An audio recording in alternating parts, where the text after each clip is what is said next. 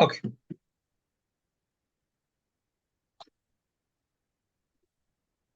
Today is the last demo class, day 5. So far, we have done from past 4 days, we are learning our SQL.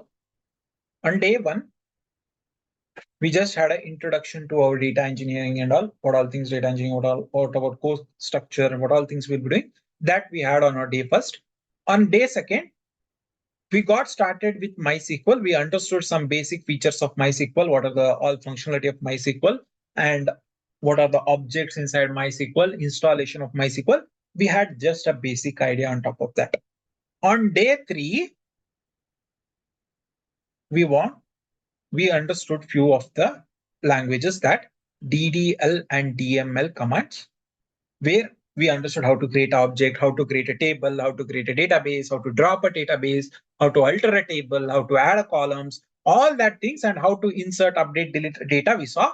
And on day 4, we went and explored more on DML along with little bit on DQL. Now, what are these? What is DDL commands? What all things will come under DDL commands?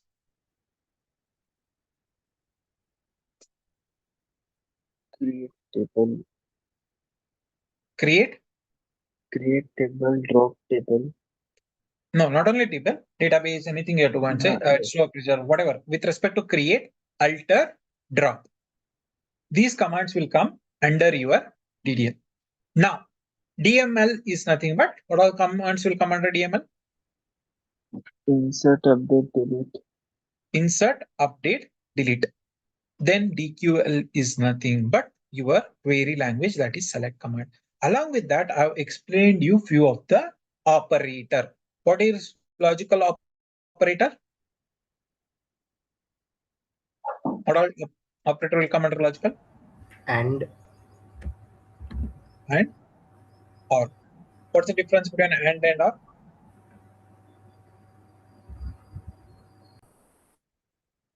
What's the difference between this?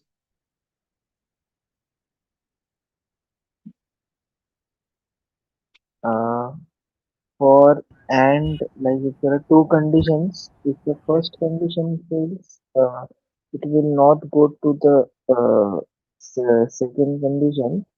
For or, even if the first condition fails, it will go to the second condition. Okay, you can say like that. And condition is not, but you have written 10 different and conditions.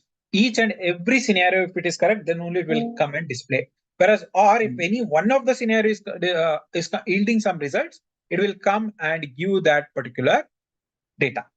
Now, after that, we saw comparison operator. What all things will come under comparison?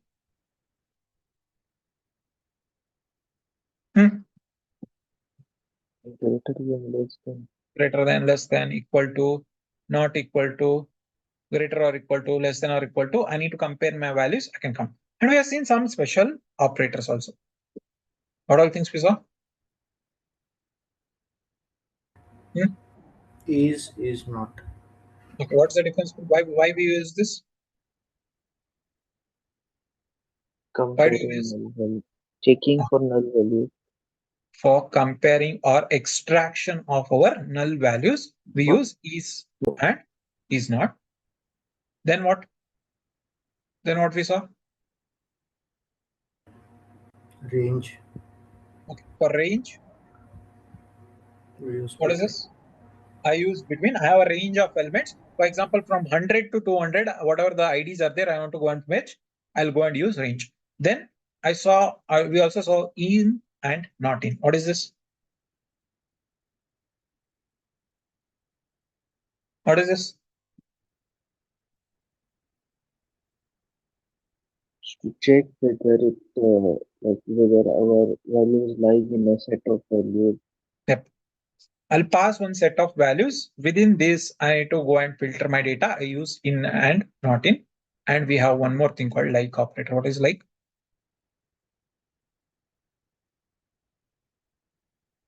What is like? To check for string whether that partial matching. I want to do some partial matching and extract the data. I will use like operator. Anything with respect to percentage you do, it will go and match the partial. And if I give like starting words or ending words, I need to pass. And based on that starting or end words, it will go and do partial matching and extract that particular data. Fine. We have seen these things, and I also showed how to go and import a data using CSV file inside your database. I'll come back to that. Before going to that, we'll see something called as not transaction, DCL language, data control language. Now, what is this data control language? I'll understand. We'll see that. And then we'll see something called as variable. I'll show what are variables, what are different variables are there. Once we finish that, we'll come back to that, how we import it, and few things we'll try to analyze on top of that data. Now, if you remember, I asked you one question, which is a costlier operation, delete or update? Without where clause, which is called costlier operation. Without where clause, which is costlier. Update. Update. Update. Like which is the more risky one you're asking, or which Yeah. will Costly take or more risky, research? anything you can consider. Both are equally risky Okay. because Okay. you are changing or leaving data in both of them. Now, since you say both are risky, you are again consider working in Amazon. It's a big $1 billion based company. And if you're going and doing delete update, it will affect a lot of things. Do you really think, as a developer, will they give you access to go and delete and update on top of your table?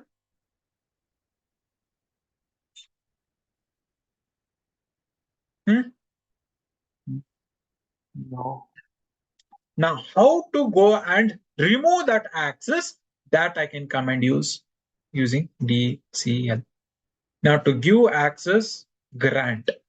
To remove access, revoke. All these things I can come and do. And in my 8+ years of experience as a SQL developer and data engineer, I have never, ever went and worked on this. Why? Because this is a admin. Now, there are a lot of things you have to learn in a data engineer. You need to understand which topics are important, which topics I need to just know few things. So whatever I'll be explaining you in next 20 minutes with respect to DCL and variable, it is just a high level understanding. I'll be showing some numbers inside variables. You should never go and by heart those things, remember those things. No, just understand the functionality, when to use which variable. Sorry, not variables. My bad. Data types. When to use which data types, when to what data types and all, what numbers I'll be showing. You just need to understand that and how your DCL language is working. I'll bring a piece of code and I'll explain. You just need to have an understanding of that. Don't go and stress on top of this, because there might be a situation when you are working, there might be few access issue and all. You need to go and communicate with respect to your admin. That's the reason I'll be showing you a small demo on top of this. Are we good? Yes. Now, to do that, now when you go and join any organization, first and foremost, for example, let me come and create one database. Okay, I have this database. Let me consider one. I'm working in school. I'm a teacher. I went and have all the information about my students. I have kept under this particular database. I kept under this database all the information. To come and see, there is one DB. Now let me come and create one table. I'm keeping all my information about students under this table. I have my table where I kept my information about students. Now, when you go and join any organization and all, they will create a user for you where you have to come and access this database. I cannot go and give you directly a main particular database. access.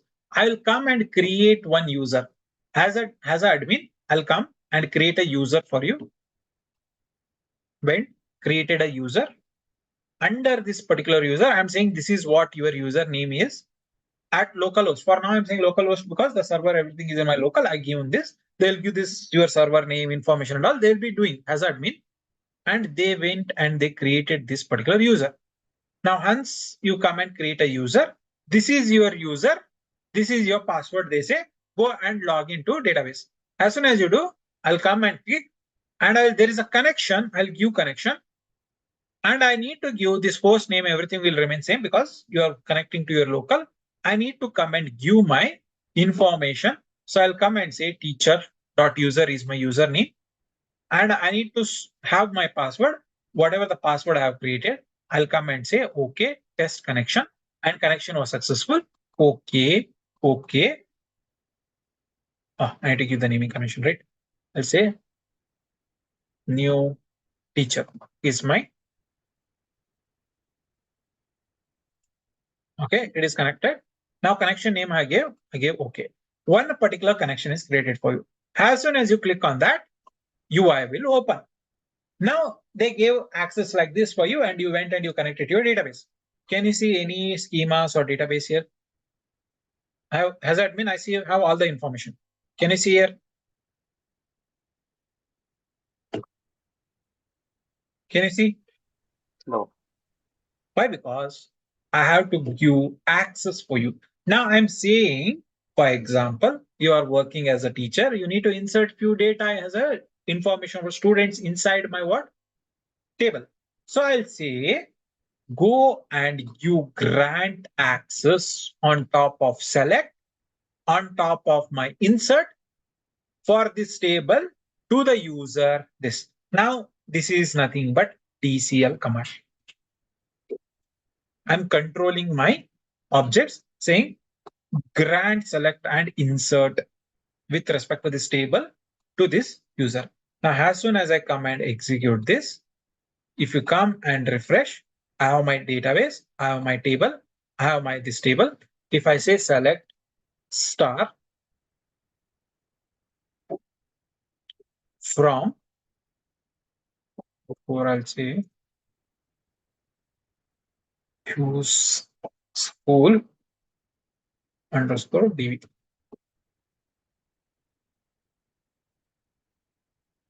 And then I'll say select star from students.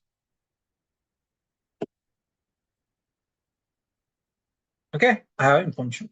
Now let me come and check whether I can insert the data or not. I'll say insert into my students values. I'll give 1, comma A, grade also A plus. I'll just give grade like this.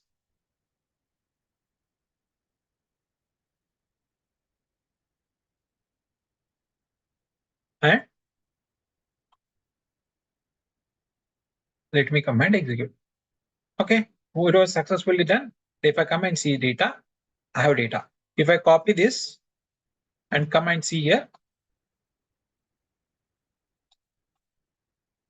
I have data here. Why? Because I'm a main owner. In this way, different developers will be working on the same databases. They'll be doing. Since I gave access, he was able to select the data. He was able to insert the data. Now let me come and say delete.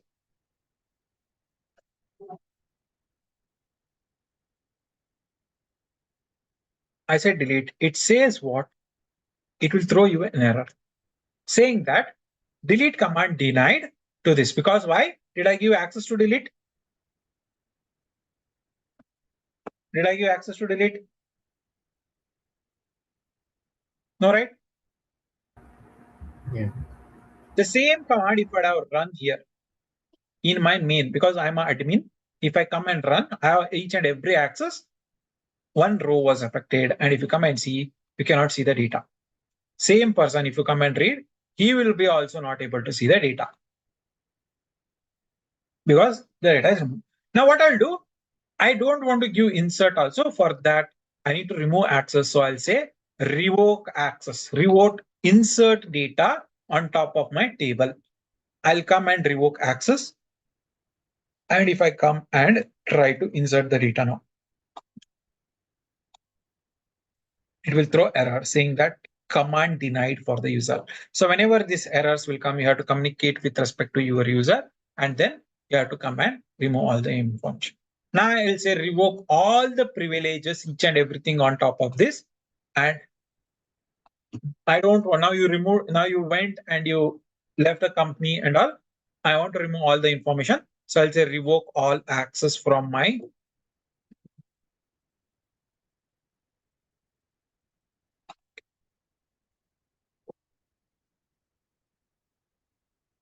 Just a minute, revoke all access. Yes. Oh, it should have come. Why it is throwing error? It has removed all the access. Now, if you come and see and refresh, all database, everything, all information is gone.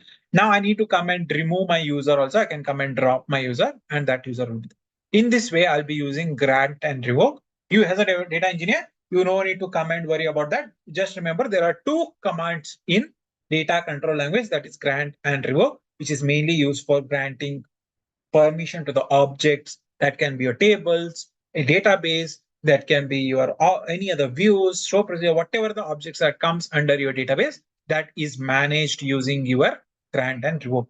Have we got? Yes. Okay. Now this is one thing. The next part is data types. Let me come and see that. Where is that? Just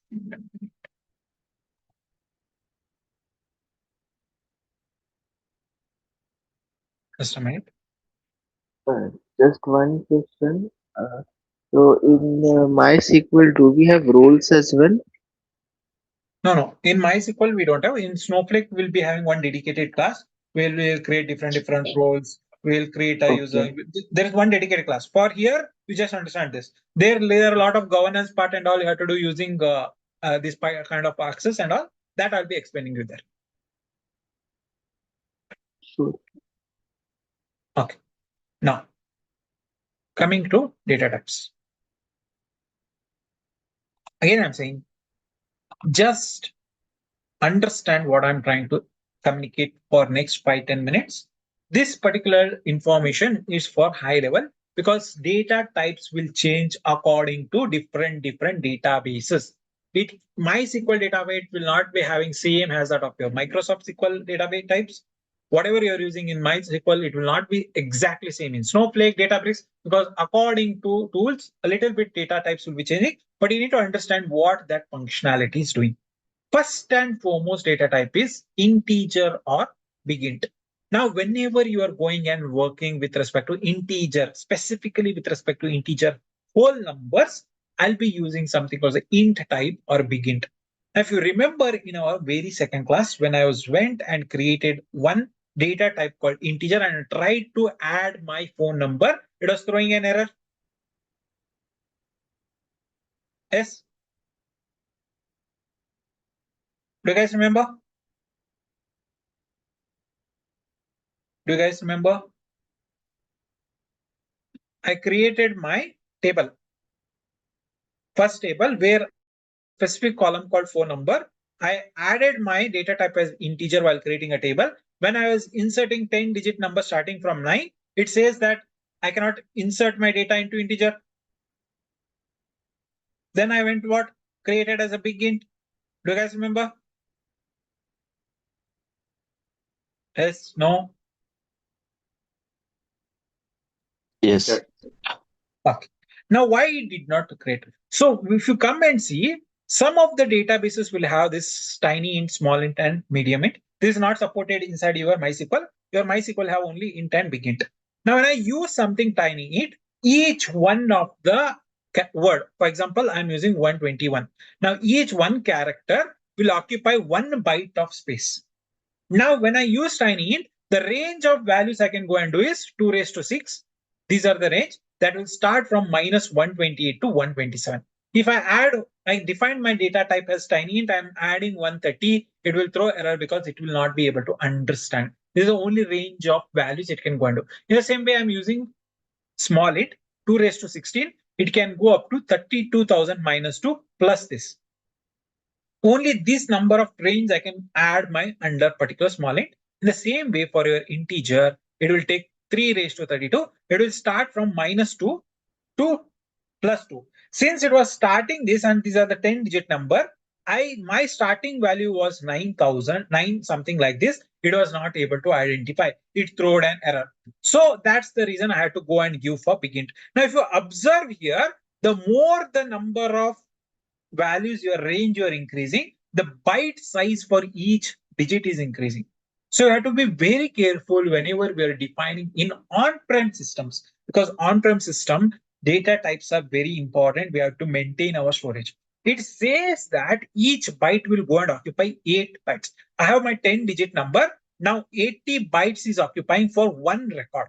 You have millions of records and 10 hundreds of tables. It will be into 1 million into 100. So your storage will drastically increases if you are unnecessarily going and you are having only one digit you are going and saving, and you are defined it as a big int, you are unnecessarily increasing the size. So you have to be very careful what kind of data types we are using in on-prem systems. Now again, these all things will do when you are developing and all. If it is not supporting, I'll see documentation with respect to that database and all. I'll come up with that data types. But we need to understand when to use int and when to use not big int and all. So when I have very small values in some of the databases, I can directly go and use tiny int. But I have some user IDs, numbers, and all, which is coming beyond some values. So I will go and use my integer. I have very big number, global values, bank transaction, phone number. These are all things where I cannot go and store in integer. Then only I'll go with my big int. Very first data type where I'm using my whole number. What if I have some characters and I need to go and store? At that time, your varchar and char will come into the picture. Now, what's the difference between this char and varchar? Now, char is nothing but character type of data type, which is of fixed length. And you can go and store maximum 255 characters. Whenever I'll say fixed length, I would define my data type as char of 200. That means up to 200, I'm going and I'm storing under this particular column, but I'll only say A. Now, how many characters I have saved under my particular column? How many characters I have saved? I'm adding a record as A. Only one character? Sure. Yes. This is only one character? Yes or no? We are saving only one character, but I defined as a char of 200. Even though you are storing one character, it will go and occupy for 200 spaces, 200 character space. Why? Because it's a fixed length. Irrespective of character, whatever you define, I will occupy n number of bytes. For example, it should have occupied 1 byte, it went and occupied 200 bytes. To overcome this, I'll use variable length character. That means when I use data type as varchar, now I would define, I can go and store up to this number of characters. In some databases, it will go and change. These numbers will changes. But for MySQL, it is having 65,535. Up max up to this number of characters. I cannot say varchar of 1 million. I cannot put these values. Max to max, these characters I can do.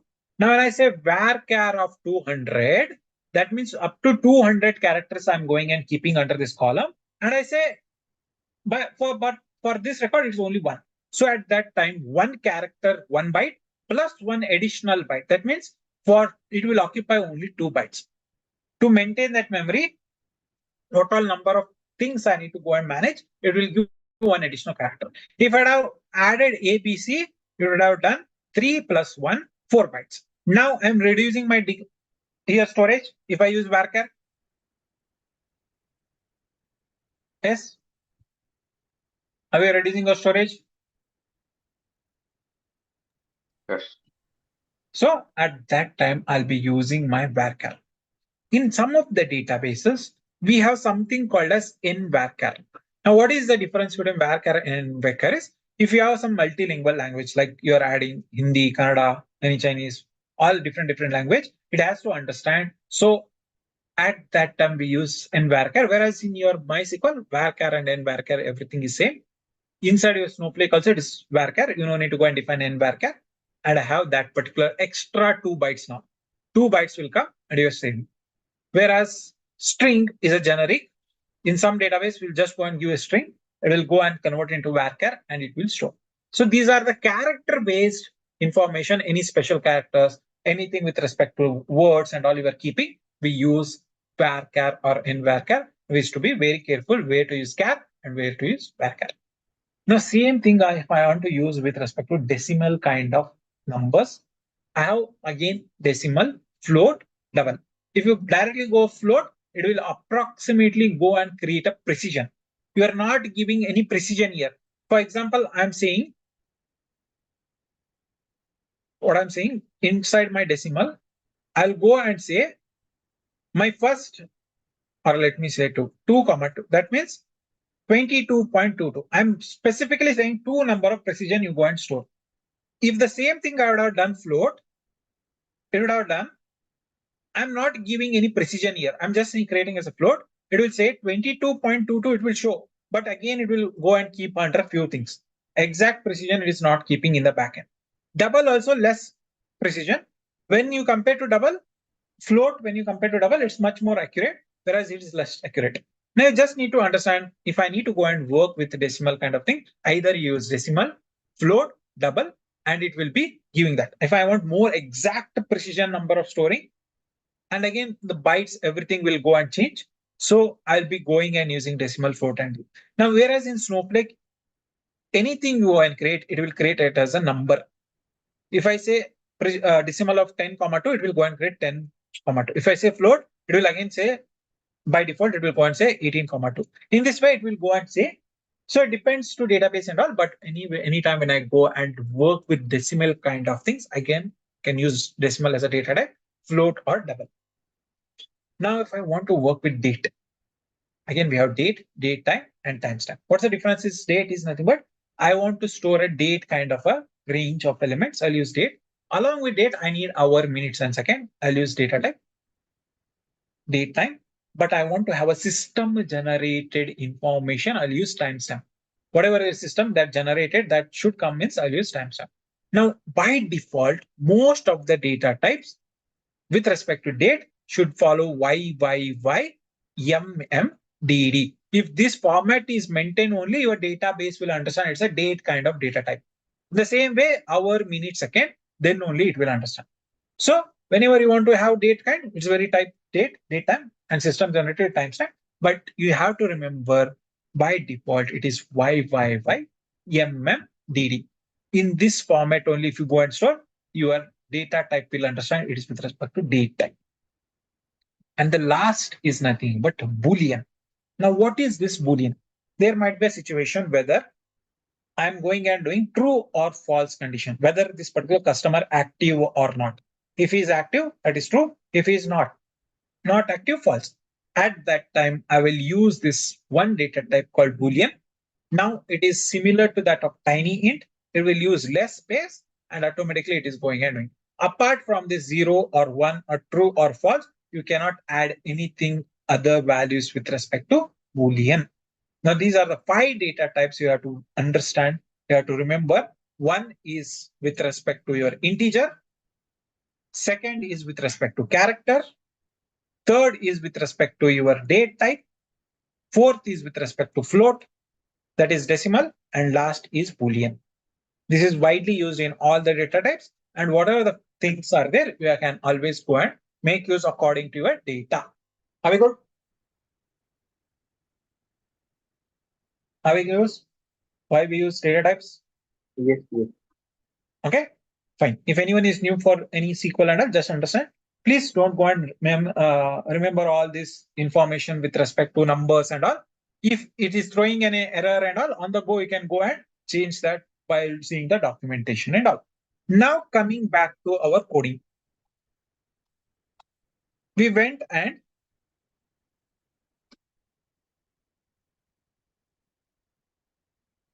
Amazon_DB. Okay, we went and we imported our data under orders table. I'll say select star from orders underscore data. I've imported this data. Fine, I have this data. Now let's try to come and do few things on top of this data. Okay, we'll try to analyze few things where we'll come and read the data and all. We'll see. Now, if you come and see here, while importing yesterday's data, these are my columns. If I come and give order date, I've added it has text. That means varchar I have added. Now I need to go and now why did I go and add it as varchar? Okay. Now before doing that, let me come and modify my date. I don't want to go and add as varchar. I wanted to store it as date type. So what? How to go and alter? How to go and convert this order date into date type?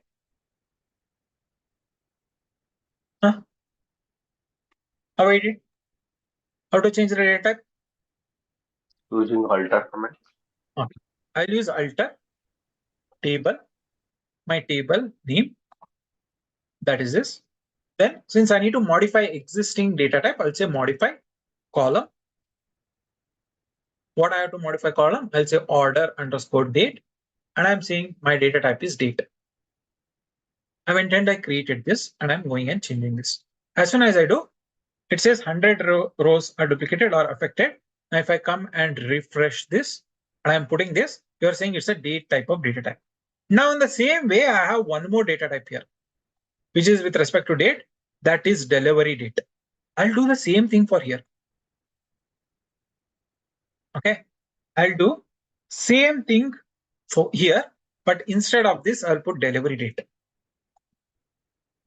As soon as I come and execute this, it says incorrect data type. Yes, it is giving an error. Yes, it is giving error, right? Yes. Now, if you come and see the data, and I'll click on this point data, can you see some empty spaces here?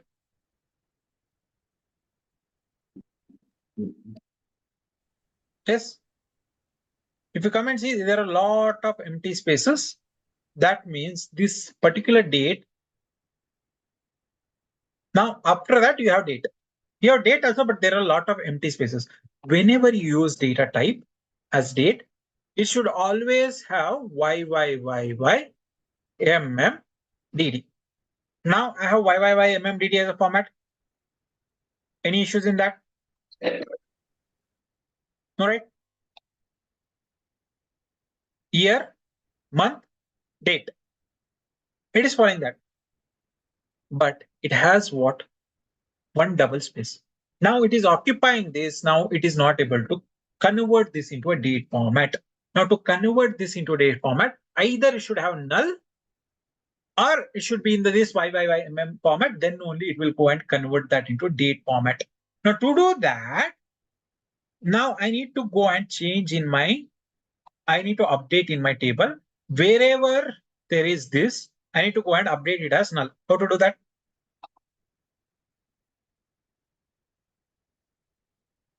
Update statement.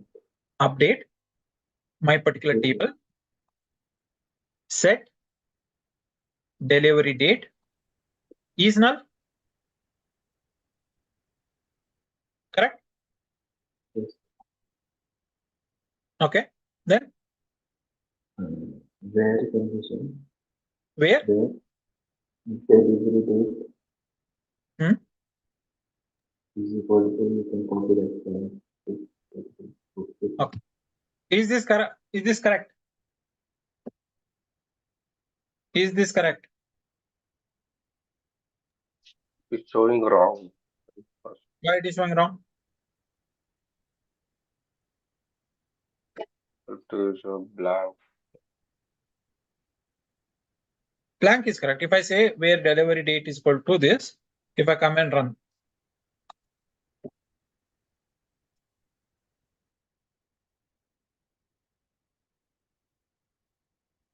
I think we have to set the delivery date equal to null.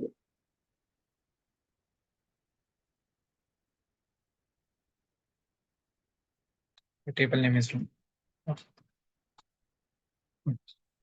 We're getting all blanks data. Okay, that is not correct. That's correct. Where condition, but why it is Is throwing error? null incorrectly used. Okay, what I said is null when I'm using only when we are going and filtering the data. But now we are not filtering the data. We are just going and assigning that value. At that time, what should you do?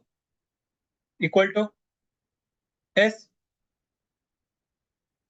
I'll go and equate it and I'll go and update this value.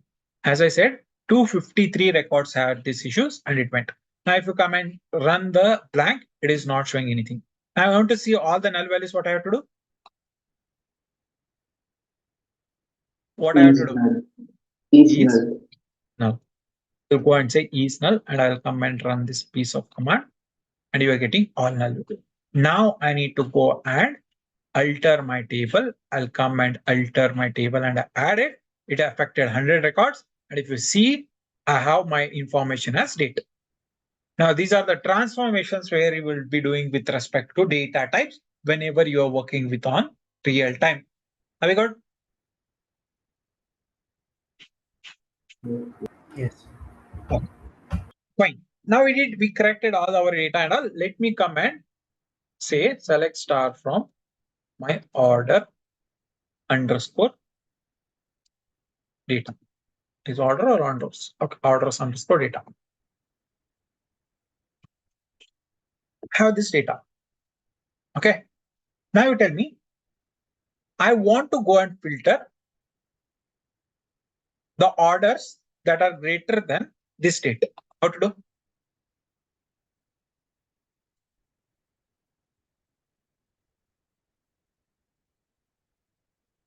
Select star from the orders data where delivery date greater than I'll come and put it. Now, if I come and run single. this, It will not execute. We have to use it in single quotes. okay, good. Now, if I come and run this, it will throw error that the delivery code wherever is there, it is not a delivery. It's not a, is spelling correct? No, let me come and see. It's a delivery. Okay. Let me come and copy this. And if I come and run this, it is giving a values. Okay, it is giving these values wherever is there because it is able to identify. Either you come and run this or you put under the quotes, that is also fine. It will able to identify. I'm having that my information wherever it's there, date is there. I'm getting that data. Fine, fine. This was easy. This was easy, but I want to get my data from here to here. How to do? between between I'll say delivery date between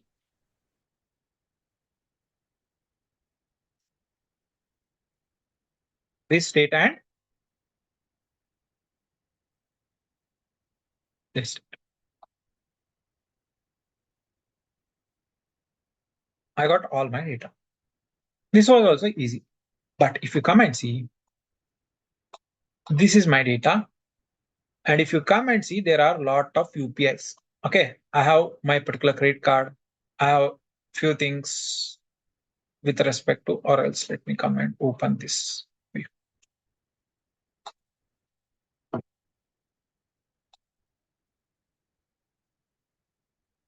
Hmm.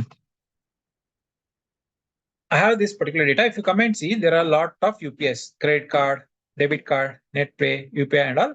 Now I need to go and filter data. I need to have all the data that is not belonging to UPI.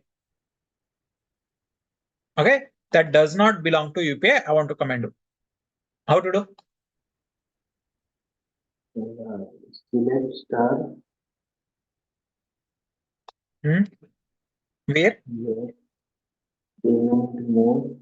What is it? Payment mode not equal to Not in UPI.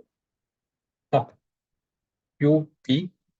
Okay, I can come and write like this, and I'm able to filter my data, whatever is there. Now, after that, I got this information. and I want to get a data with my order status is shipped And and order underscore status equal to welcome and put shipped. Okay, I got this information. I was able to go and filter my data. Whatever the information is there, I'm able to get, I'm able to analyze on top of this. Now this is fine. This is fine. Now I'll increase my requirement. Okay, retrieve, get data where city should be either Mumbai or Pune, but, but there is one particular column called total amount. That total amount should be greater than 20,000 or 2,000. Let me ask someone. Anyone apart from Sharvin want to try this? I want to get a data. Either it should be from Mumbai or Pune, but amount should be greater than 2,000.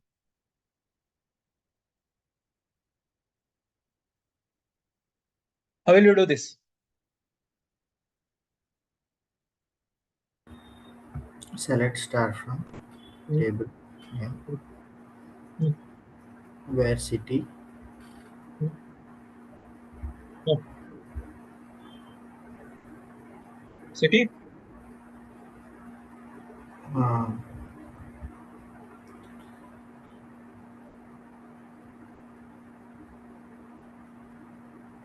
Hmm. It equal to Mumbai. Okay. Mumbai. Okay. Uh, or no, city in Mumbai. So, Okay.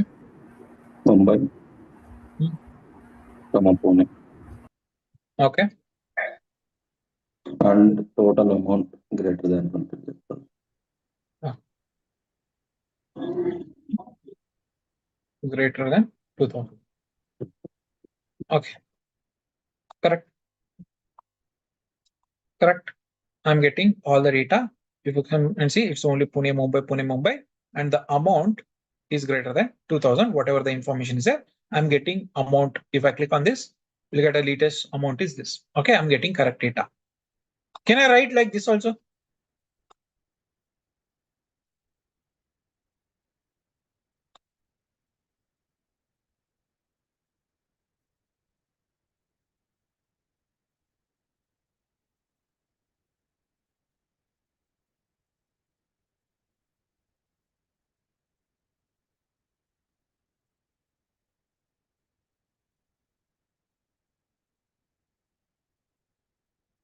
Is this correct?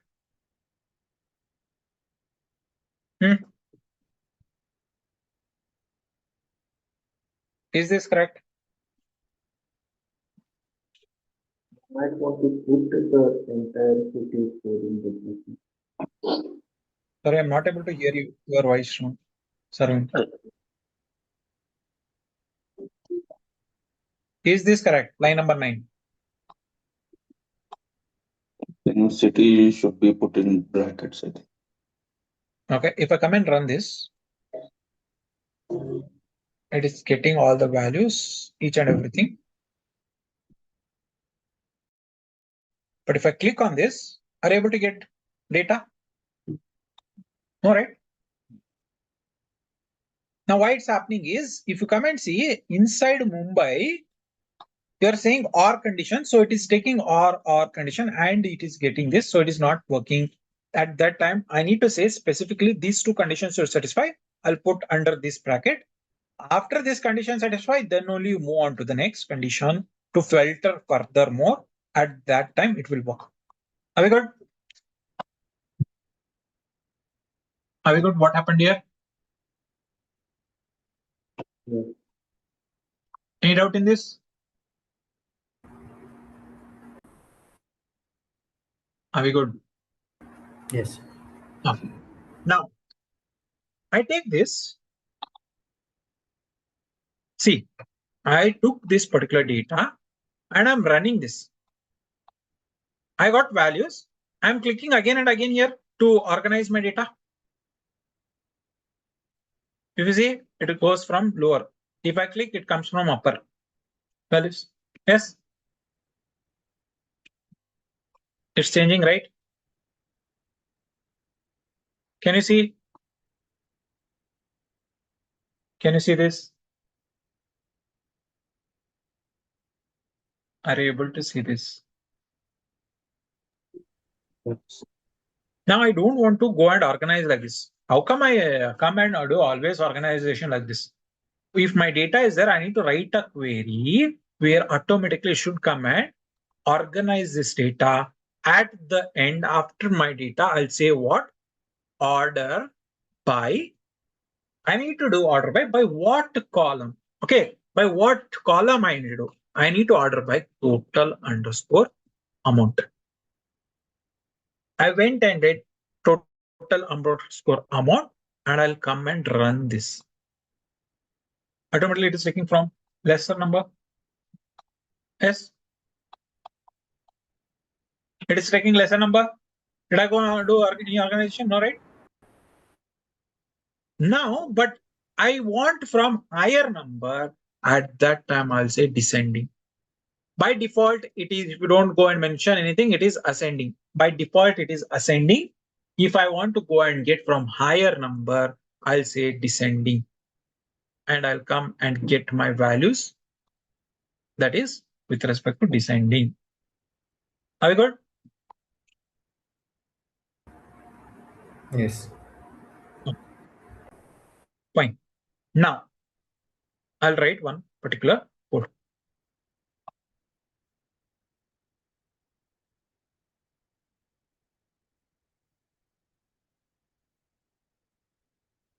Okay. I said what?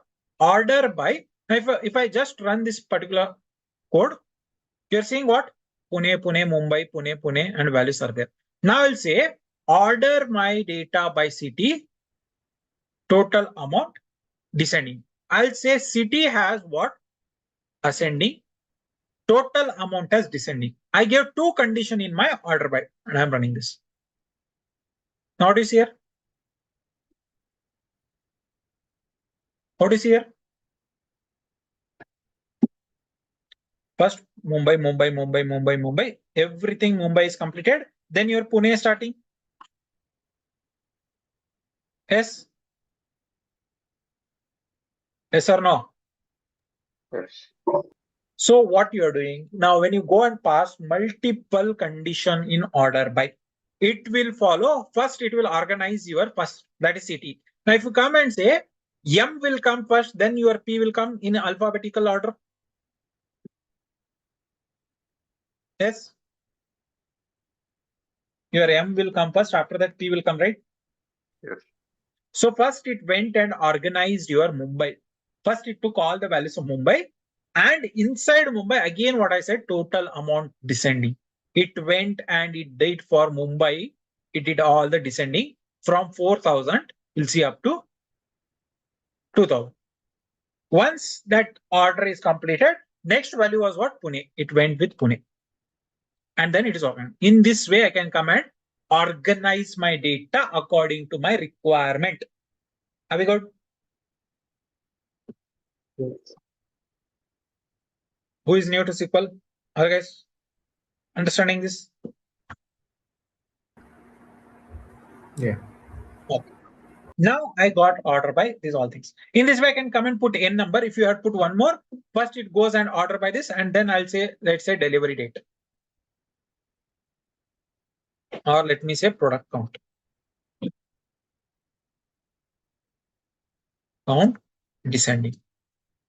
I'll come and do. Again, it will reorganize. So what's the best last reorganization? Under that, whatever I can come and do, it will come and do. Sometimes it has done this reorganization and it was not able to do correctly. So whatever the best is reorganization. So you have to be very careful whenever you are going and doing reorganization of your values. Okay. Now this I got it. Now imagine I am doing select command Okay, I'm doing select command. In my particular table, okay, in my particular table, I had 100 million records. Now I'll go and say select star from my table. If you come and write any queries, it is taking duration to fetch 0.01 seconds, 0.016 and all. It is taking time. Yes.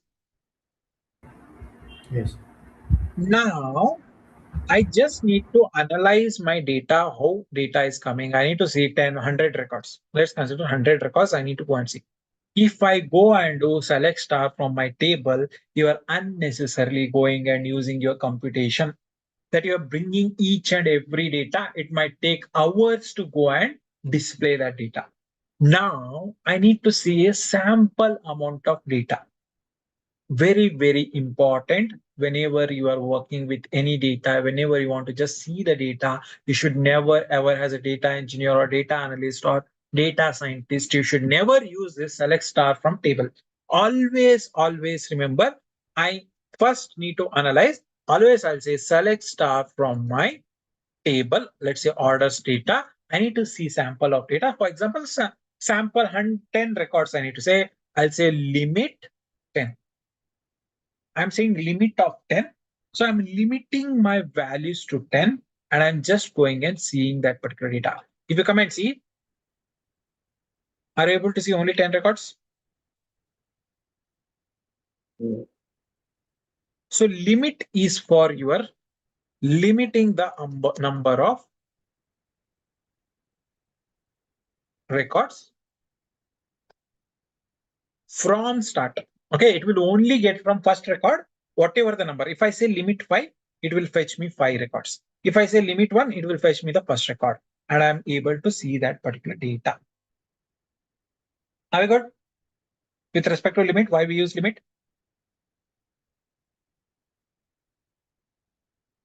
Any doubt in this? Any doubt in this? Any doubt in this? Yeah. Okay. Now, your limit always start from where? Starting records. Okay. I'll say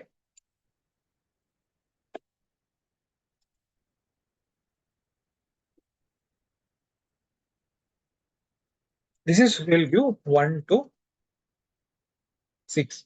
Okay. It will give 1 to 6. Now I'll say limit 5, offset 5. Offset 5. I'm saying limit 5, offset 5. If I come and run this, it is giving what here? If you see only limit, it started what? 0, 1, 2, 3, 4, 5. Yes. First 5 it gave. First 5 it gave. When I use limit, it has given first 5 records.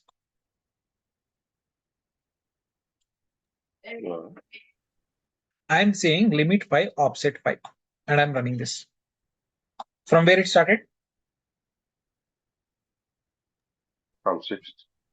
Now I need to get from 6th to, let's say, 10th.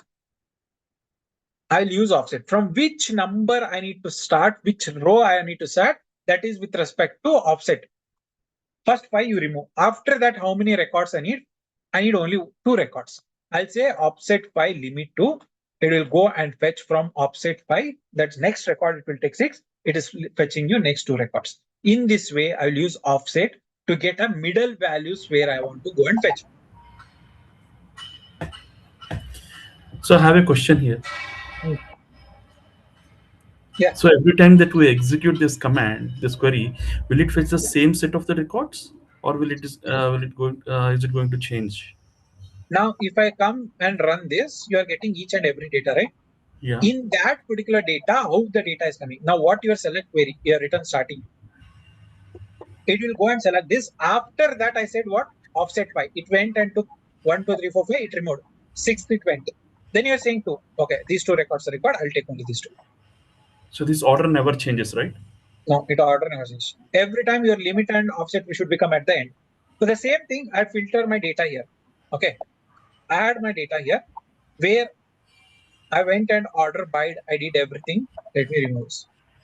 In this, when I come and execute, I'm getting few data. In this, I have a lot of data, but I want what?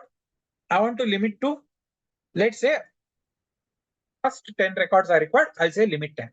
After doing all your filtering activities only, at the end, your limit will come. And if you come and execute, only 10 records came. Now I want what? From my offset 5 to, I want to get next 10 record. I'll say offset of 10. That means from 6th record, you get me next 10 records. It will give X. Always this order will remain same. Okay. Correct. Thank you. I got my answer. Are we good? Difference between limit and offset?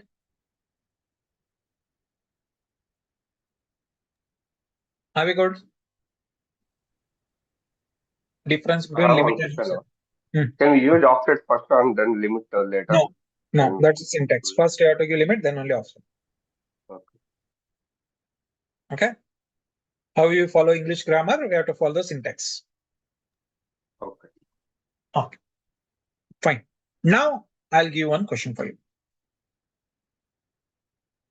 Find all the, if you come and see the data again. Okay.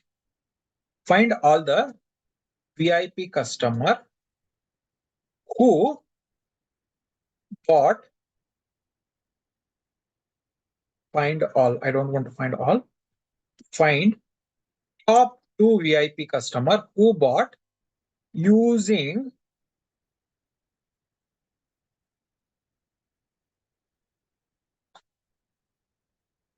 payment mode, whatever is there, net banking. Okay. Using card. I'm saying using card. That can be debit card or credit card or anything. Using card, I want to see having amount purchased or total spent is greater than 3,000. You should have greater than 3,000 spent. I also belong to city, Bangalore. How to get this? Select star from orders data. Okay. From this, I want to find the VIP customers. If you come and see here customer type, there is something called as customer type. We have guest, regular VIP. I want VIP customers who belong. There are different cities. I want to have something called as Bangalore, who has total amount greater than 3,000, and he should be buying that particular using card. And I want to have only top 2 particular VIP customers. How to do this?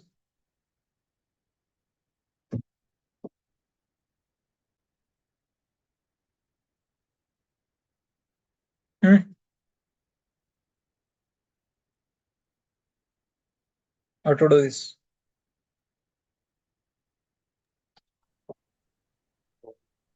We can use where and logical operator and then Give like me code. operator. Give me end-to-end code. Is it sum of the total amount or only? See, I'm just saying total amount greater than. I'm not saying any aggregation, nothing. From data, I am filtering data. Okay.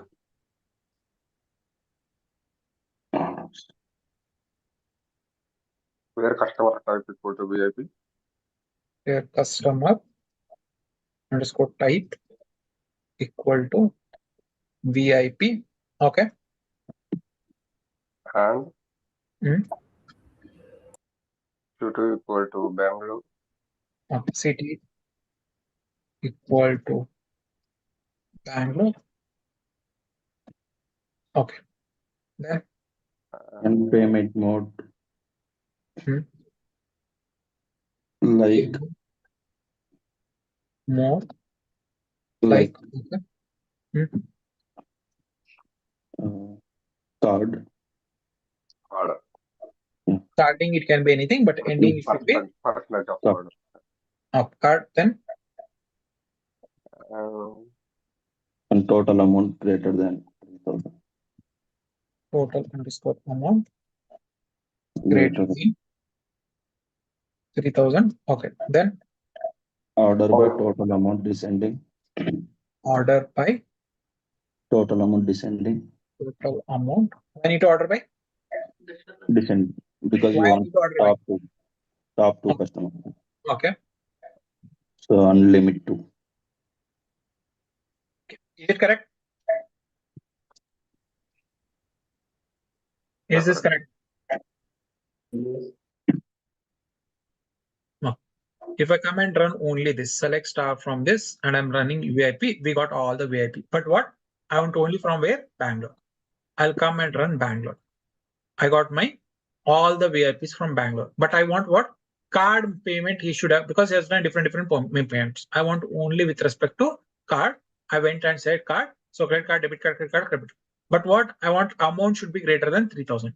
I went and took amount is greater than 3,000. But you have all this, but the order, if you come and see, it is not well ordered. So I'll come and do order by. I went and did order by. But what? My requirement was only top two. I'll come and say top two. And I got top two customer. Have you got? Yes. Yes. Oh, I want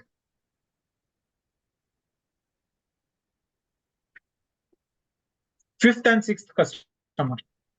I want to get fifth and sixth, not top two, fifth and sixth. Offset Is it 4. at all ascending? Offset 5. Okay. I should use what? Offset 4 or 5? 4. 4. Offset 4 is not, but you skip 4 and get me fifth value. And I want only two values. So I say limit 2 only. And I'll see what I'll get this. I got my fifth and sixth customer. Got it? How to get this? Yes. Okay. Now, if you come and see data, I have only credit card and debit card, right? Is there any other different cards we have? No. You must have to remember this. Whenever you are working, we have to ignore as much as possible like operator. Why? Because whenever you are going and seeing dollar percentage of card, irrespective of whatever the card is there at the end, it will go and check each and every record.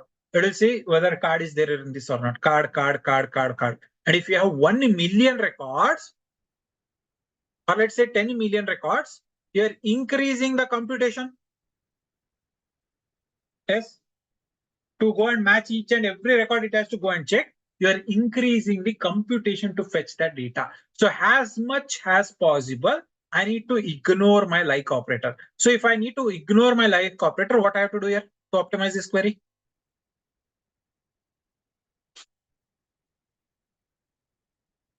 What I have to do?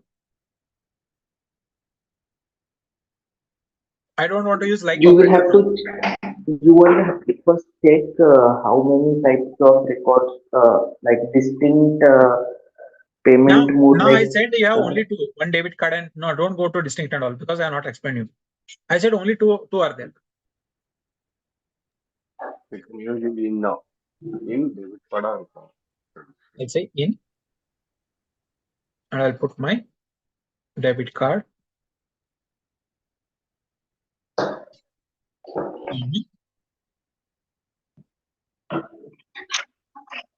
And I'll come and run this. Yeah.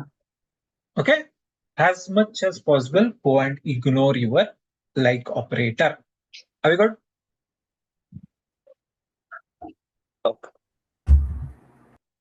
Now, your first assignment. Okay. Those who are very new to SQL, you guys have to compulsory follow this. Let me see. Where is that assignment?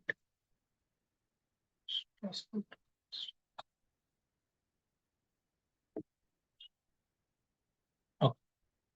Those who are new to SQL.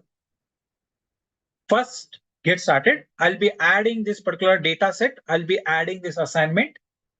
You have to come here and start doing all these things. Okay, whatever the things, filtering of data is there. Now there are few things with respect to aggregation and all. Keep that is, but tomorrow once we come back and see, you will be getting started with aggregations. You will get that. But for now, retrieving, displaying, how to get all those things, I'll be adding your assignment here. Once you get your assignment,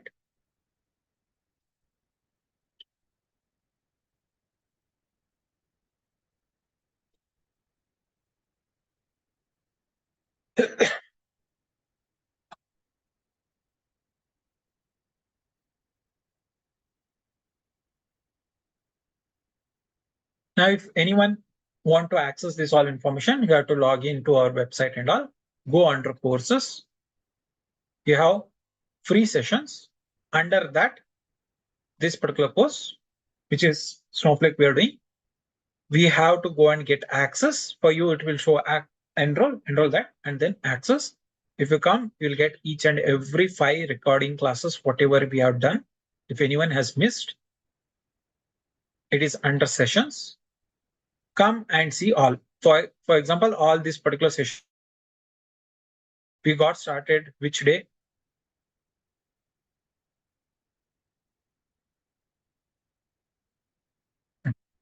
We got started with March 5th. You have March 5th, first class, second class, third class, fourth class, fifth class. Now, whatever the classes you have that access here. You can go and say play recordings and you'll be able to get. Now, if you are having any issues with respect to our class, any issues you did not understand, you can directly share your feedback here. We'll be reviewing that, and on top of that, we'll reach out to you what was the issues and all. Each and every day, we'll be monitoring these all things. Now, if you come back to your modules, did I add assignment? Let me see. I'm not added. Okay, I'll be adding your assignments. Here, one section will come. You can go and get that particular assignment and you will be seeing. For example, I'll show you with the last batch. If you come and see this last batch,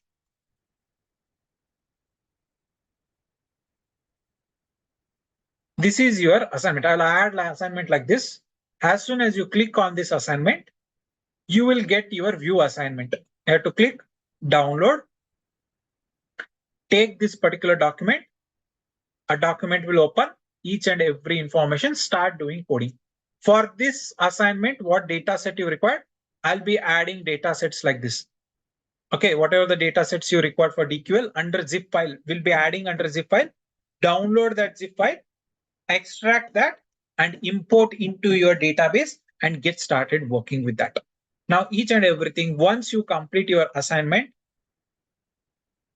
you can go and upload your assignment like this. Go click on, once you do, put a screenshot, whatever you have done, you go and upload this. And once you upload this, we will be monitoring that. We will be see what assignment we have done, any issues. I will come and ask if anything changes you have to do.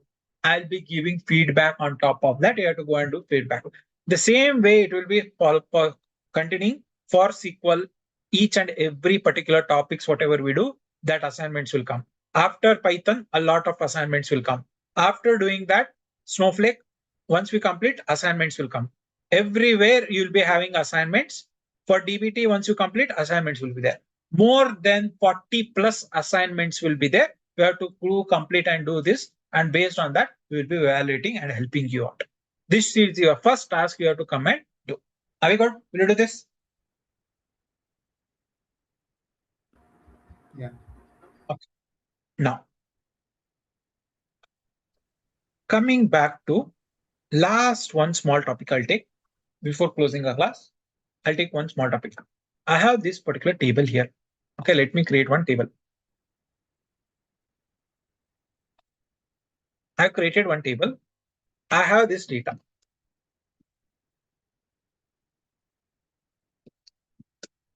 Underscore demo. I have this data. Now, if you come and see, We have lot of records here. One is order ID 1, 2, 3, 4, 5, 6, 7. We have customer ID 01, 02, 03. Again, we have 01, 04, and we have amounts here. Now, if you come and see here, we have duplicate data. I mean, if you come and see only customer, based on ID, I can say there is two different IDs. So there is a duplicate record. If you come and see here, there is 500, there is a duplicate record. I can come and consider. Now I want to go and check unique number of customer IDs that are present. Again, I'm saying I want to go and find unique number of customer ID. I'll say select distinct. I'll use one word distinct. That you mean by distinct number of records, but based on what? Customer underscore ID from my order stem.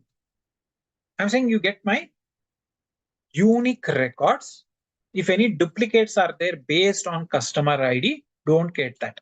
If I come and run this, I'm getting all this, but I'm getting one null values also. Yes, with null, I got all unique values. Yes. Yes. You had how much? Two nulls, but in that it has taken one null because one is unique. Now I want to go and see total number of records. How many total number of records are there? Here 1, 2, 3, 4, 5, 6, 7. Total number of counts here only 7. I was able to go and find count, but it was 50, 60, 70,000 in range of counts. I cannot go and sit and count that values. To have the count, I'll say count of star. I'll say count of star and get me the record. When I say count of star, I'm having this data. I got one output because I'm using count of star, it is counting, but it is giving my column name as count of star like this. I want to have some good naming convention. At that time, I'll say whatever the output you're getting, alias it has count, CNT. I'm using my displaying purpose. It's not in actual data table. For displaying purpose, I'm doing, and I'll come and say it says count is 7. Now I had 7 record, I got 7. How this 7 is coming is nothing but when you go and have this data for each number of row, it will put star, star, star, star, star, star, and it will come and count that particular 1, 2, 3, 4, 5 star, and it is getting that data. And we got how much record? I got 7 records. Now I'll take the same here. And my first column, what was there? I'll put my column name. Now, instead of column name, I'll put 1.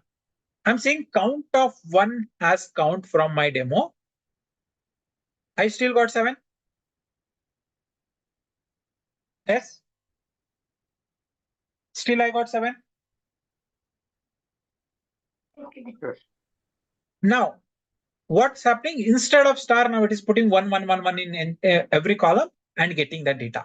Now, instead of column, I will, instead of this one value, I'll give my, what is my column name? Okay, order ID. I'll give my count of order ID has count from my demo. I went and executed. Still, it is giving 7. Good, good. But now we'll come and take this and I will put my second column, that customer ID, and I'm counting this. Reduce. It has reduced. Sure. It has reduced to 5. Why? Why it reduced to 5? Now, if you come and see here, data, in my order ID, did I have any null as a record?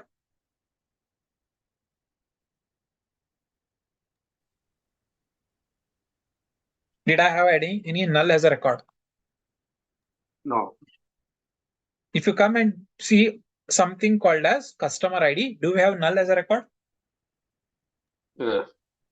Now I'll come and take the same and I'll put here amount. How many nulls are there in amount? 3. 3. Total how many records are there? 7. 7 minus 3, how much? 4. If I come and run, I got 4. Yes. Now what to understand by that? Whenever you go and pass inside count your column values, it will ignore null. If you don't pass column value, if you put star or number, it will go and put for each number of columns that star or number, and it will count. If I want to ignore my nulls and then find the counts, I'll be using what? Column names. Is this point clear?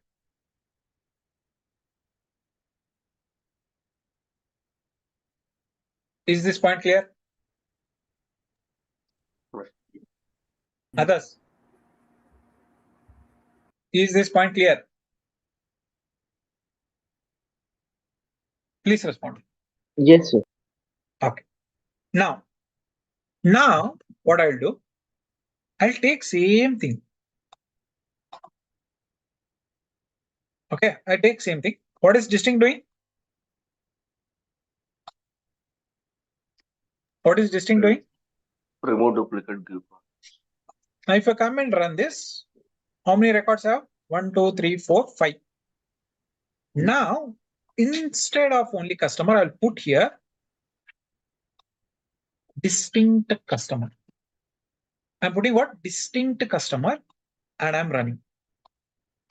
How much you got?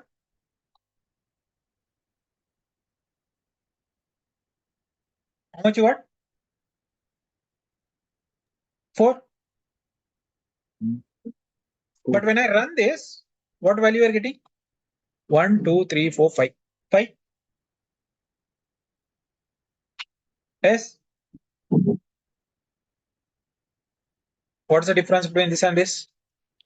It's ignoring the null. Exactly.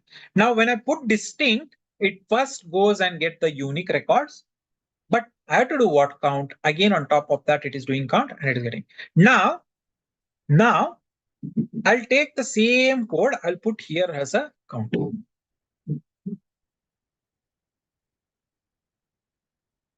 Okay. What do you think? Is it wrong? It will throw any error? Will it throw any error? Line number 10.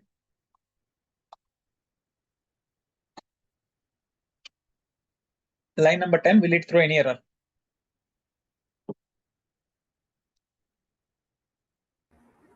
No. Okay. What will be the output? The output will be the same for it will include the null record in the count.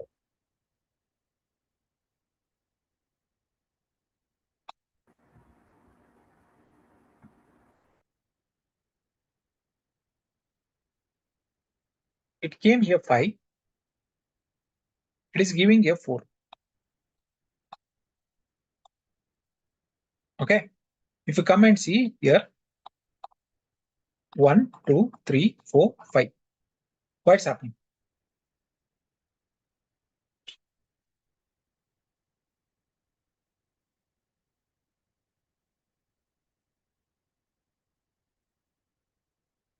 Why it is happening? It is Now, first counting and then checking for I'll remove distinct. distinct and I'm doing this. How many records here? 1, 2, 3, 4, 5, 6, 7. In that, if you ignore null, how many records here? 1, 2, 3, 4, 5. Yes. If I do only customer ID, how many number of records I'm getting? 7. In that, if I remove null, I get 5 records, right? Yes or no? If I do this, how many records I'll get?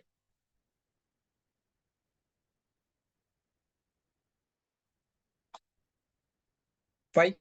Why? Because only inside your data, there are 2 different IDs, that is 101, 101. So it should count that also. No? I'm not using any distinct method, it will not remove the duplicates. Yes or no? So what's the difference between 10 and 11? I'm asking.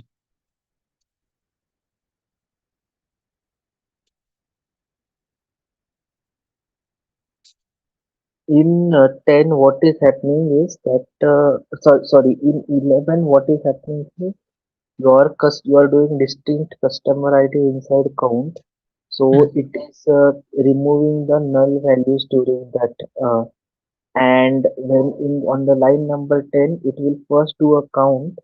Hmm. And basically distinct count and count, it is basically the same thing. So that uh, basically if you are going to do count customer id and you are doing distinct count customer id, you'll get same records, same number of records. That Okay. uh, because that distinct, after you are taking the count it will check for how many rows that count is coming, but since it is only one row, so it will give you as the five. So basically line number 9 code and line number 10 code, they are not logically different. Mm-hmm. Mm-hmm. Others? Others?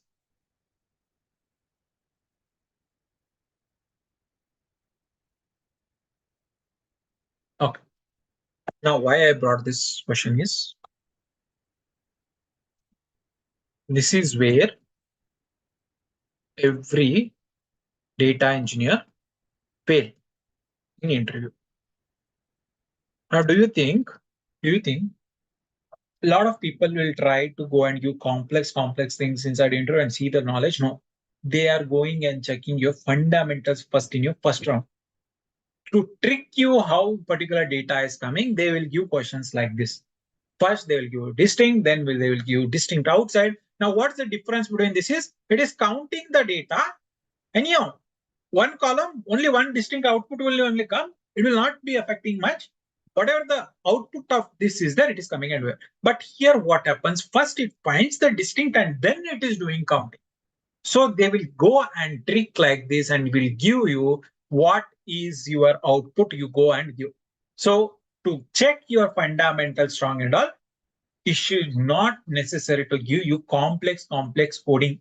I will give very simple code and I'll ask you to explain. If you are not able to explain this output, how it's coming, then I'll understand that you are not good at fundamentals only.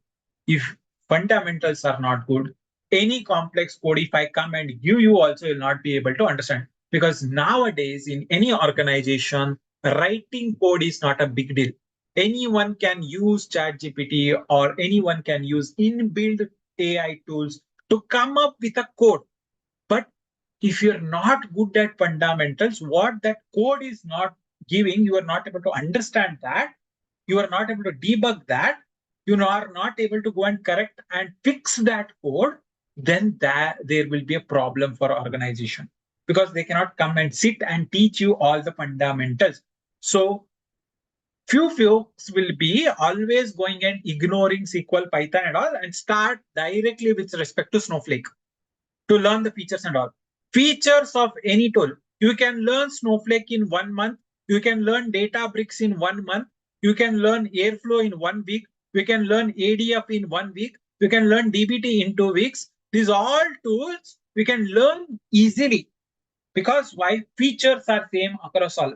But whatever the coding you do, that will not be that easy. SQL, you will get some idea for 3 weeks. Python, you will get idea for 3 weeks, but you have to even PySpark, you will get idea for 3 weeks, but you have to go and practice as much as coding because fundamentals of this are used here. So if you're working in any data engineer, please go and concentrate more on SQL, Python, and PySpark without fail. Try to solve as many as coding questions you can do with the fundamentals being strong. That's the reason we are going and keeping 3+ weeks on SQL because few folks will be there. I know SQL, why I need to go and again go and learn and all. There will be few folks will be thinking like this. Since we got fundamentals, now all simple we are doing. Once we enter in our Netflix database project, I will be asking you to write 100 lines of code also. I'll be asking you to do 10 different tables you have to join and you have to come up with outputs. We'll be doing a lot of complex stuff in coming days. That being said, today is your last demo class. We have covered most of the things. If anyone want to continue this course from tomorrow, paid sessions will be starting. You have to connect with admin, get paid, then only access for tomorrow's class will be given. If you have any doubts regarding the course structure, and what all things we'll be doing, please let me know. I'll be there to help you out. So, Sagar, what is the fee for this and how long? Okay. If you want to see fee and all, go to this.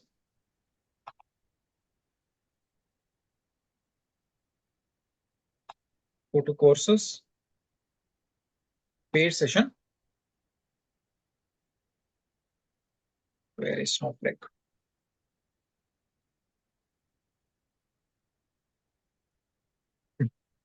There is here loading.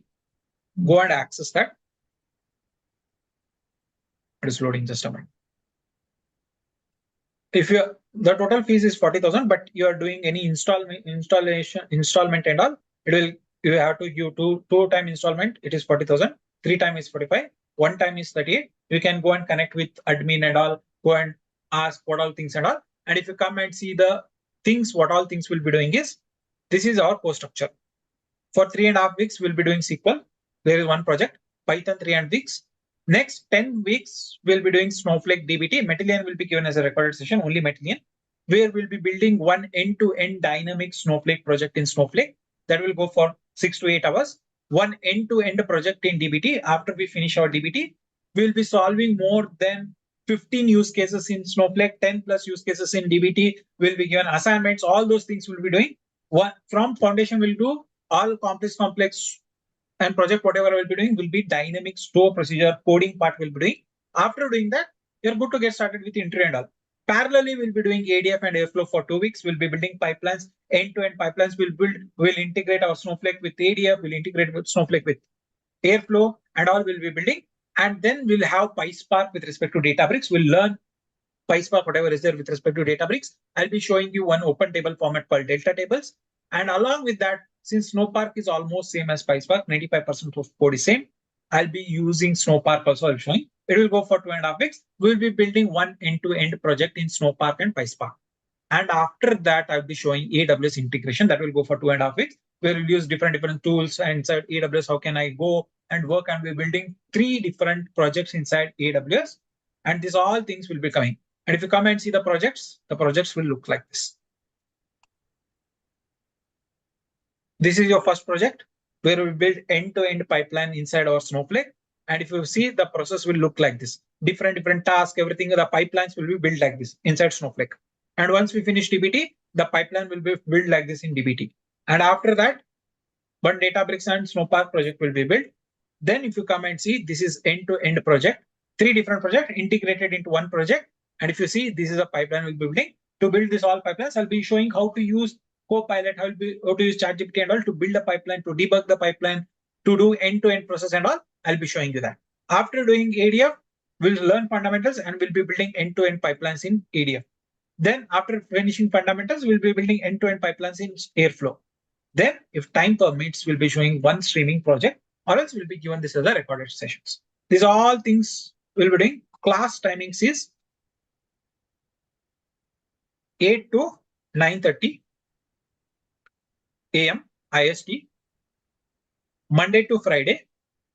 Projects will be done on Saturdays and Sundays based on your availability, because we required 3 hours per class here. I'll be giving time and all. We'll be discussing everything here. And if any classes have been missed, according to your ability, Saturday's class will be taken. It will go for 5 to 5.5 months. This is a course. If you have any doubts, let me know. Thank you. Okay. Any other doubts? Any other doubts? Are we good? Sagar, Saturday, Sunday, also if we miss the session, recordings will be provided, right? For Saturday, Sunday also. Yeah. The day you enroll, the recordings will be for 1 year. As soon as we finish our class, within 1 hour, recorded sessions will be automatically uploaded. If you want to have access more than 1 year, also it will be given, but we'll be asking why you required, what was the issue, why you did not get any jobs and all, because our main aim is to get your job as soon as possible. So within 1 year also you did not get, why and all we'll ask, and if required, we'll be extending that. but recorded sessions will be there for 1 year by default. Okay. Fine. Any other doubts? Are we good? Any hands-on practice will be there. Hands-on? Sorry? Practice. Practice? You mean to mean practice? Yeah, while going on class, can you get a practice, or after completing the class, you can practice in our own time? How it See, is? as soon as I finish the topics, I'll be giving you assignments. I'll be giving you codes and all how to do, and on top of that, assignments will be there. For example, if you see in the last batch,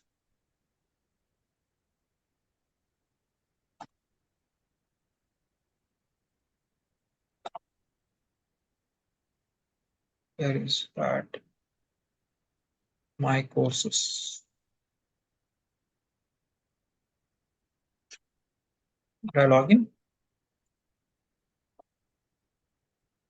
Just a minute.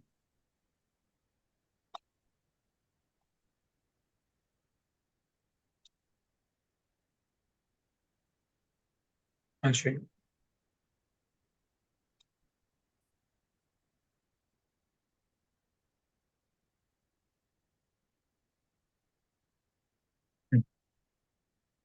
Now, if you see your last class, which was the last batch, I finished, for example, let me say in Snowflake, I come here.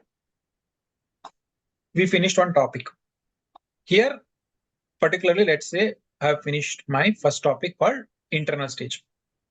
I'll give you all scripts like this. What are the internal stages? And if you come and see what are the table types, what are the PDFs, if anything is required, notes for you. Here I'll be giving like this. And on top of that, as soon as the topic is completed, I'll be giving assignment. Interview questions, what all interview questions you require. I'll be giving assignment, for example, UI loading. This is your assignment. You have to go view assignment, download that. You have a step of instruction given. Okay, this is a scenario. You have thrown this scenario. Using this scenario, I need to create this table and all. This is scenario. What you'll do if this particular scenario is there, how you do?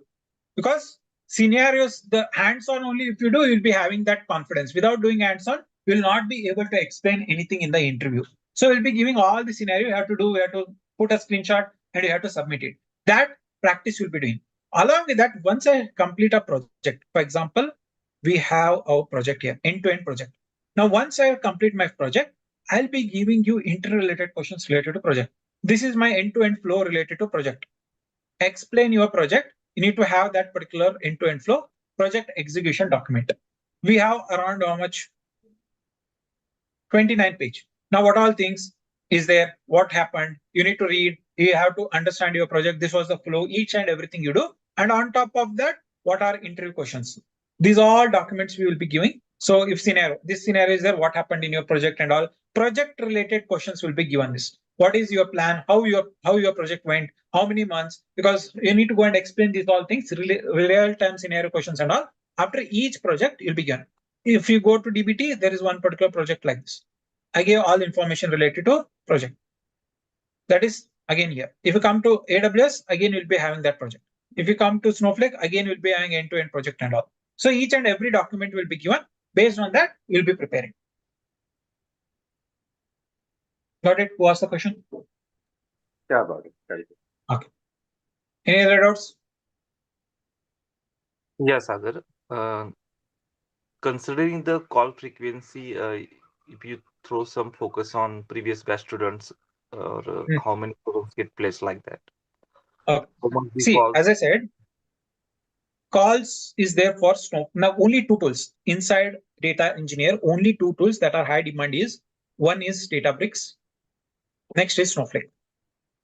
If you have either one of the things inside your resume, this is also 40%, this is also 40%.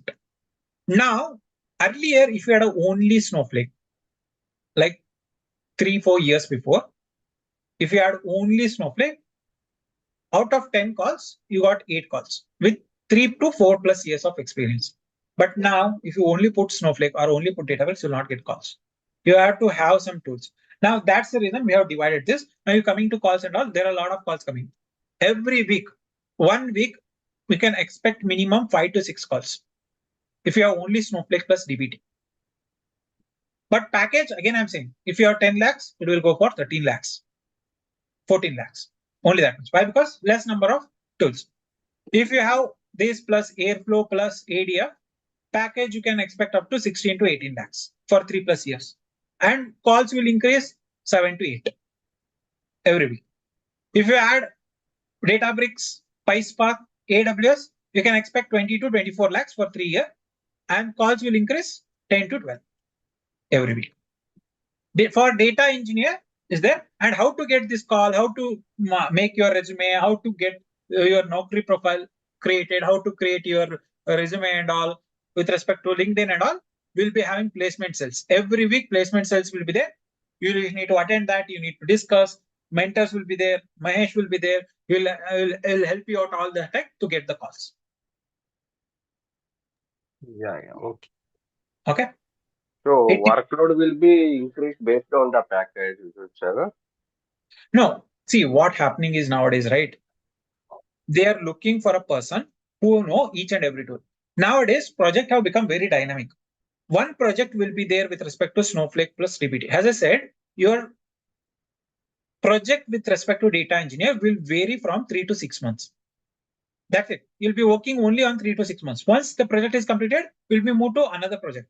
So one project will be Snowflake plus DBT, one project will be Snowflake plus ADF, one project will be Snowflake with Airflow, one will be with Snowflake with AWS. Now, if they hire only Snowflake, now if any new project comes, they have to again hire.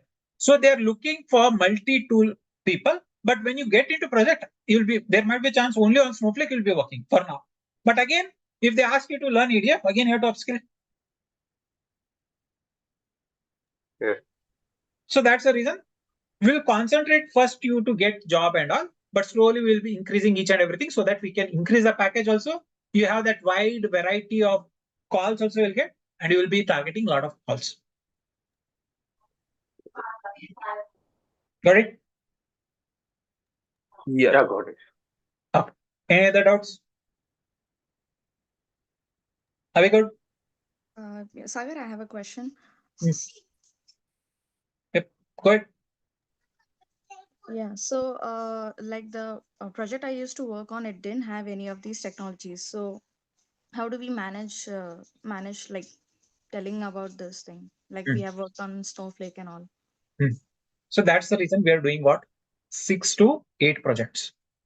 Now, once we do 6 to 8 project, it is not a simple project like you see in YouTube or any other. It's not like it's a real-time project. What I work, I took a part of that and I executing. For example, if you come and I'll just show you a code. Okay. I'll just show you code with respect to project.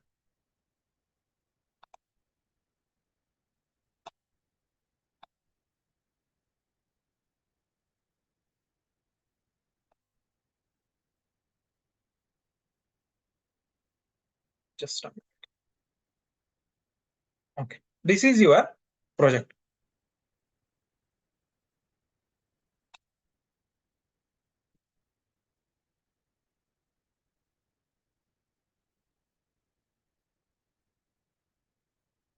Let me come and open one code for you.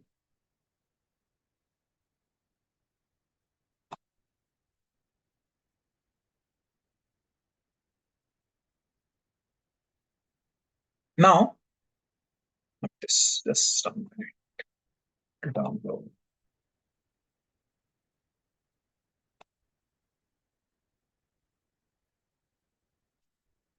If you see here, this is a big line of code we'll write in our project. Now, if you see, is it a simple code? Is it simple code? Who asked the question, sir? Someone asked the question, right? No, it's not simple. Now, if I come and explain this code on the first day only, will you understand? No. So that's the reason we have divided our batch and all. We have divided our foundation and all. We'll be building. And at the end, when I come and execute this code, now you'll be going and doing all this inside Snowflake. This much big line of code you'll be writing and all. And on top of that, I'll be explaining you how to correlate this particular Snowflake to your existing project. So we cannot go and say, I've learned Snowflake course, I want to jump into Snowflake. Can you give opportunity? No organization will give you opportunity. No company will hire you. So we'll be showing 3 to 4 years of experience based on whatever your profile is there. If your QA profile is there, we'll show that 3 years of data engineer. You have 7 years of experience and your work completely into QA. We'll show 4 years you are done into data engineer, and we'll be explaining all this project. Now to do that, each and everything will be learning step by step, and then we'll integrate end-to-end project. If you do hands-on all everything you execute, you do, you'll be having that confidence and you'll be able to go and explain those projects. Got it? Who asked the question? Yeah, and that's clear. But I was like, my project was in oil and gas domain, and it had like different things. There were we Now had to have other you'll be things, but explaining this same domain. Domain will not change, but okay. what process is there? Mm-hmm. Once you bring the data, I need to clean the data. What all to cleaning the data? What all process you did? Once you clean the data, I need to incremental loading. What all the process? That process will be same. That's the reason this project is dynamic. You go and create this project. You go and apply to 10 different projects. The flow will be same. Okay. Okay, that flow will be explaining you how to go and explain you that. Okay, any other doubts? Yeah, and the CV gap, like I have some gap in between, so that will also be covered, or like how do we show it? Because so I'll tell that I have continuous 8 years of experience, then 1 year gap, then I got employed again for 5 months, and now again gap. So Okay. yeah, no more That gaps. we have to manage somehow, saying that due to health details and all. If you are Okay. not having more than 1 year continuous gap, currently you are having more than 1 year gap, greater than 1 year. In between there is 1 year gap. In One between year, is fine. 2 months. In Okay. between doesn't matter. Recent year they will see. Recent is just 5 months. Now, then we can manage. Okay. Okay. We can give some health related issues and all. Now I am good. I'm going and finding good job. Can sell. Okay, thanks. One good thing is, since your notice period is not there, you will be preferred very easily to get enrolled and all. You'll be getting a lot of calls. Okay. Okay. Any other doubts? Sagar, for stored procedures, you'll be teaching using JavaScript or Yeah. We'll see JavaScript, Python, and SQL. okay. Okay. When we'll be doing Snowpark, I'll show Python. When we'll be doing Snowflake, I'll be showing you SQL. But most of 90% of the time SQL will be used. So whatever is required as a JavaScript, I'll be explaining. Okay. Okay. Okay. Yeah. Okay. Any other doubts? Are we good? Okay. If you have any doubts, please reach out to admin. They'll be there to help you out. Okay. Thank you. Yeah.